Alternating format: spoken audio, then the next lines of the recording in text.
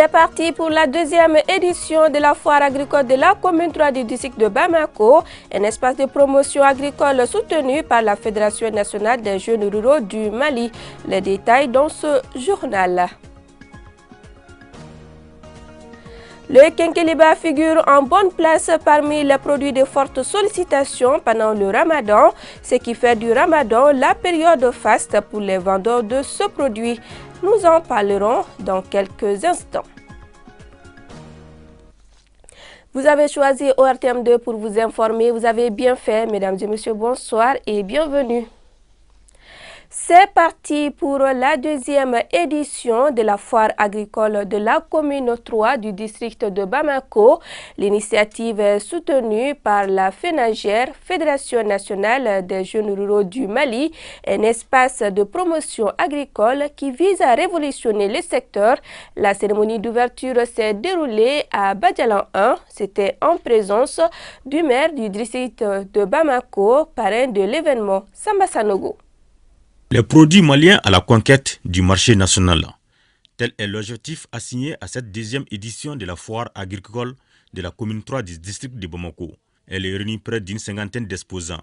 Parmi ceux-ci se trouvent des transformateurs agroalimentaires. À l'occasion, c'est pour la deuxième édition de la foire agricole qui regroupe 4 filières, dont l'agriculture, l'élevage, la pisciculture et l'arboriculture.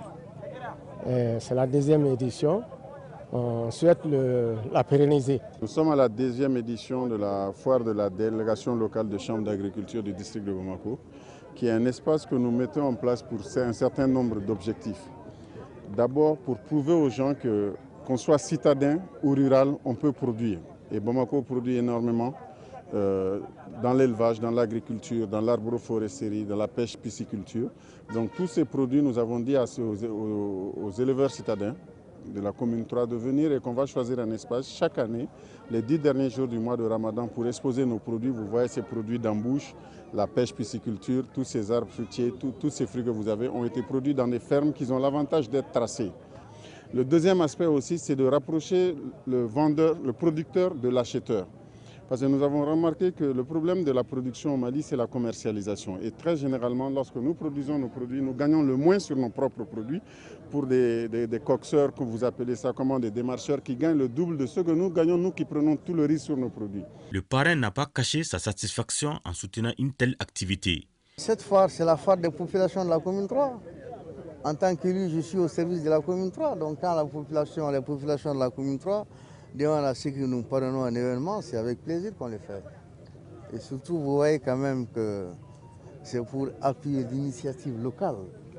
Et vous avez vu l'APECAM, la Chambre d'agriculture, les jeunes de la commune 3, l'année dernière, ils ont fait une première édition.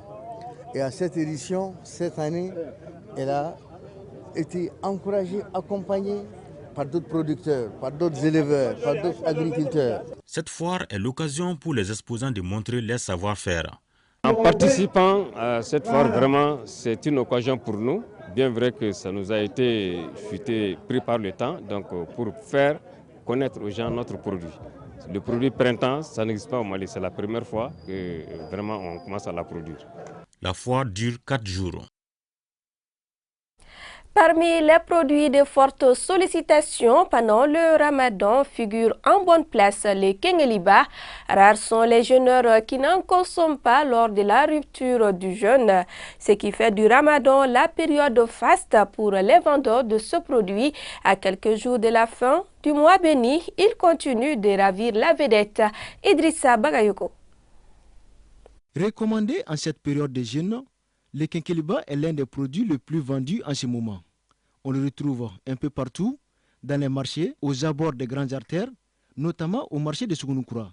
Certains commerçants se frottent les mains à quelques jours de la fin du mois béni de Ramadan, car la vente est rapide et bénéfique. Par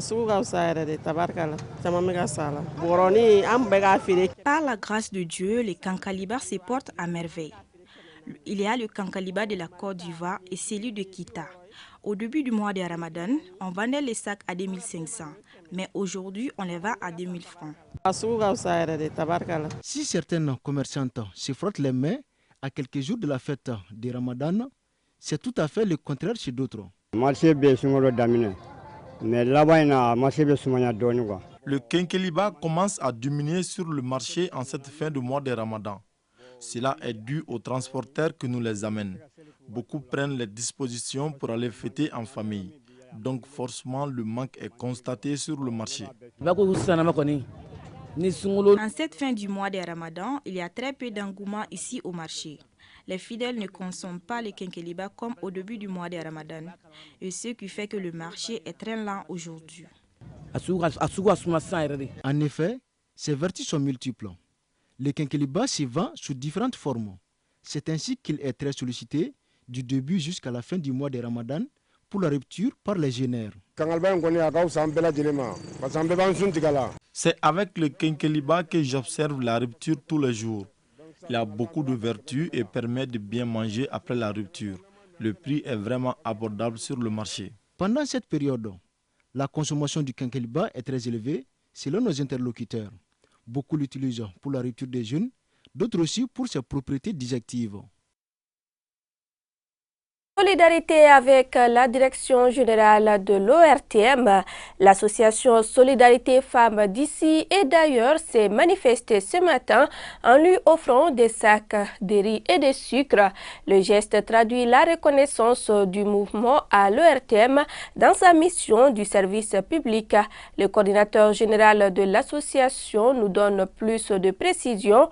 Chaka Bengali est au micro de notre reporter Lala Djahara Touré. Notre association elle existe depuis 2019. Nous œuvrons principalement dans l'action humanitaire. Ce matin, nous sommes là dans le cadre de notre opération Ramadan, initiée par la présidente Fatouma Mbarka Mita Amoudi, par laquelle nous avons sollicité d'assister les personnes vulnérables à travers le Mali, par laquelle nous avons songé aussi au personnel de l'ORTM. C'est pourquoi nous avons amené des kits alimentaires pour 120 bénéficiaires. Parce que l'ORTM a toujours été au rendez-vous pour la couverture de nos activités. Nous remercions infiniment toute l'équipe ORTM à travers son directeur général.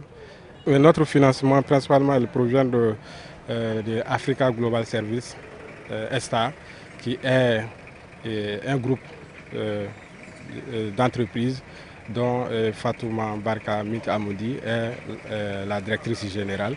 Donc toutes les activités qu'elle réalise au sein de son entreprise, ce sont les bénéfices qu'elle octroie à l'ASFIA pour que l'ASFIA puisse faire les activités en vue d'accompagner les populations les plus démunies. Les actions que nous menons durant le reste de l'année, elles sont très multiples parce que nous avons un programme national qui s'articule à travers un plan d'action par lequel cette année, en 2023, on a prévu de faire 27 activités, 27 initiatives de projets à travers le Mali, par laquelle nous avons vraiment touché toutes les régions. Le bureau exécutif de l'Association des chauffeurs, conducteurs routiers et artisans du Mali Croix, vient d'organiser une cérémonie de rupture collective de jeunes avec ses membres. C'était en commune 6 du district de Bamako, occasion d'évoquer certaines difficultés liées à leur activité. Astanso. C'est dans une ambiance bon enfant et conviviale que s'est tenue la rupture collective de l'Association des chauffeurs, conducteurs routiers et artisans du Mali Croix. Une rencontre où les acteurs autour d'un repas ont échangé sur leur secteur de prédilection, occasion opportune donc de mettre à nu les difficultés qui minent à leur activité. Nous cherchons à ce que tous les secteurs informels soient immatriculés à l'INPS. C'est notre objectif, l'objectif de l'association. Et le respect du SMIC, salaire minimum interprofessionnel. C'est ça, donc on a appelé les gens et puis sensibiliser aussi nos partenaires. Voilà. On a inscrit des gens à l'INPS. On avait réussi la liste dont l'INPS nous a envoyé, plus de 115 personnes. Justement, pour mener à bien leur lutte, certaines autorités communales ont manifesté leur intérêt. Elles jugent le combat de l'association salutaire et s'engagent à leur accompagner. Une lutte noble, très noble, parce que cette association œuvre pour la cause d'une couche défavorable. Cette association, elle est la mienne. Depuis sa création, moi, je fais partie. Donc, nous, en tant qu'élus, notre accompagnement a été toujours à la hauteur. Après un repas copieux, les organisateurs de cette rupture collective, en l'occurrence l'association, a décerné quelques attestations, histoire de leur témoigner leur reconnaissance. Sur un tout autre sujet, l'embauche est une activité génératrice de revenus pratiquée notamment par les jeunes. À l'approche de la fête de Ramadan, ces jeunes voyaient leur chiffre d'affaires augmenter. Le contraire s'est produit cette année à cause de certaines difficultés liées au circuit d'approvisionnement. Notre équipe de reportage dirigée par Salomo Konaté est allée à la rencontre de certains acteurs du secteur. Ils sont nombreux à préparer la fête du Ramadan. Parmi eux figurent les emboucheurs. L'embouche est une pratique d'élevage qui réduit la mobilité des animaux et permet d'engraisser plus rapidement le bétail. De nos jours, pratiquée par bon nombre de jeunes pour subvenir aux besoins de la famille. Drissa Kébé est emboucheur. Il évolue dans ce secteur depuis 7 ans.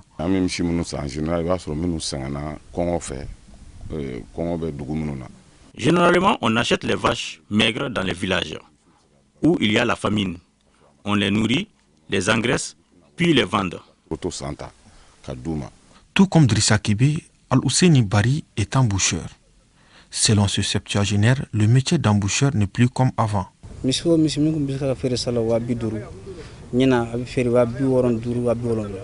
prix ont augmenté cette année. En plus de cela, c'est difficile pour nous de nous déplacer avec l'argent. Au dire de nos 12 interlocuteurs, la cherté des bovins est due à l'augmentation de l'aliment bétail.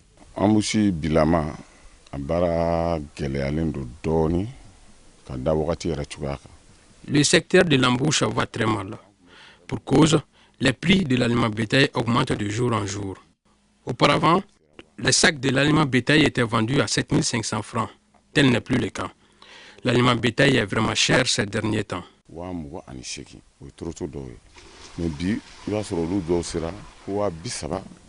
Drissa Kébé et Al-Ousseini Bari invitent la jeune génération à œuvrer dans le secteur car le secteur agricole contribue pour 33% au PIB du pays selon les statistiques. À présent, le point Covid de ce 17 avril 2023. Sur 38 tests réalisés, un cas positif, une personne guérie, 0 décès et 3 personnes sont sous traitement. Pour vous protéger et protéger les autres, suivez les mesures de prévention et faites-vous vacciner. C'est tout pour cette édition. Grand merci à vous de nous avoir suivis. Très bonne semaine en compagnie des programmes de ORTM2.